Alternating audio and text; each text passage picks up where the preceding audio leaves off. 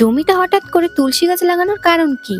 Hello everyone, দেখো এই তুলসী গাছ নিয়ে আমরা এখন যাব জমিতে। আমরা সবাই বেরিয়ে পড়লাম। বেরোনোর সময় হালকা করে বৃষ্টিও হচ্ছিল, আর বাবা এসে দেখি পটল গাছের সব ঘাস পরিষ্কার করছে। তখন মা আমাকে বললো যে তুলসী গাছগুলো এনেছিলিস ওইগুলো এখন লাগিয়ে ফেল জমিতে। আমি বললাম তুলসী গাছটা পটলের ক্ষেতে লাগানোর কারণ কি? তখন বাবা বললো খুবই ভালো হয়, নজর টজর লাগে না। তো যাই হোক, আমরা এখন পটল ক্ষেতে তুলসী গাছ লাগানোর পরে পটল ক্ষেতের পাশে আমাদের কুমড়ো গাছ ছিল। কুমড়ো গাছে আমাদের অনেক কুমড়ো ধরেছিল, সেইগুলো দেখছিলাম সব নষ্ট হয়ে গেল কিনা। যেটাই আমরা ভেবেছিলাম সেটাই হলো, বৃষ্টির কারণে সবই নষ্ট হয়ে গেছে। আর আমাদের এই পাশের জমিতে সব ভেন্ডি চাষ করেছে। এই জমিতে কিন্তু আমাদের অনেক ফসলও লাগানো আছে। এখন বাবা আরো একটা কলার মোচা পেরে দিচ্ছে। দেখো কলার মোচাটা পাততে গিয়ে কত বড় একটা দুর্ঘটনা ঘটে যেতে পারতো। স্লিপ কেটেছিল, কারণ কলার মোচাটা একটু দূরে ছিল, যার জন্য একটু পারতেও অসুবিধা হলো। কলার মোচা তো এত জোরে পড়েছে পুরো মাটিতে গেঁথে গেছে। কলার মোচা কাটার পরে একটা পুঁইশাকের ডগা কেটে দিল বাবা। দেখো মাঠে আসলে কত রকমের শাকসবজি পাওয়া যায়। দেখো তারপরে প্রায় কত 5-6টা আমরা কুমড়ো নিয়েছি জমি থেকে। আমাদের প্রায় শাকসবজি নেওয়া কমপ্লিট। এখন আমরা বাড়ির পথে যাচ্ছি, কিন্তু এই যাওয়া আসা রাস্তা যে কি কঠিন কি বলবো। চারিদিকে শুধু পাট গাছ, মানে যাওয়াও যায় না, এতটা কষ্ট হয়। অনেক কষ্ট করে পাট গাছ ঠেলে ঠেলে বাড়ি আসলাম। বাড়ি এসে মা যে মাঠের থেকে সবজিগুলো এনেছিল সেইগুলো কাটতে বসে গেছে।